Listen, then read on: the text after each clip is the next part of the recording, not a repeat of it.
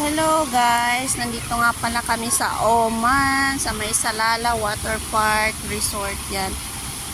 Alam nyo guys, ang ganda ng Oman, parang sa atin lang sa Pilipinas. Nung 3 araw na kami dito pero hindi talaga nagpapakita yung araw. Mula umaga hanggang tanghali, hapon, ganito lang siya.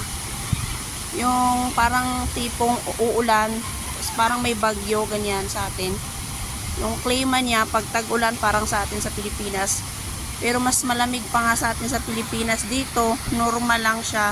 Hindi mo kailangan mag-jacket. At hindi naman mainit. Yan. Pumunta kami dito kasi sinama kami ni Madam, yung anak ng pasyente ko, yung inaalagaan kong matanda. Ayun sila dun sa kabila nakaupo.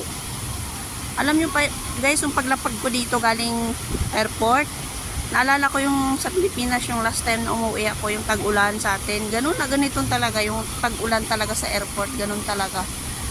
Namiss ko tuloy agad ang Pilipinas. Tapos, 3 araw na kami dito, yun, hindi pa rin nagpapakita yung sikat ng araw.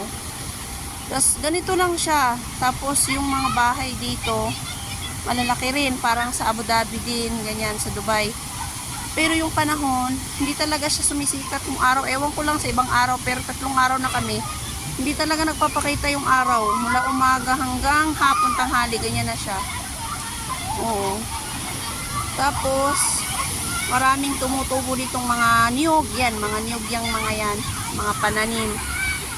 Ang ganda dito manirahan guys, sa totoo lang. Kasi hindi mo na kailangan ng mainitan. Ewan lang sa mga ilang buwan. Siguro, kasi 1 buwan lang naman kami dito eh. Pero pag hindi ko lang alam kung basta naka 3 days na kami dito, hindi talaga nagpapakita yung araw. Ganito lang siya, umaga, tanghali, hapon, ganyan lang siya. Oo. Nagtataka ako bakit hindi nagpapakita yung araw. Sabi ng anak ng matandang inaalagaan ko, ganyan talaga ang Oman. Pero napakano guys, no, hindi nagpapakita yung araw. Ganito lang palagi magdamag maghapon.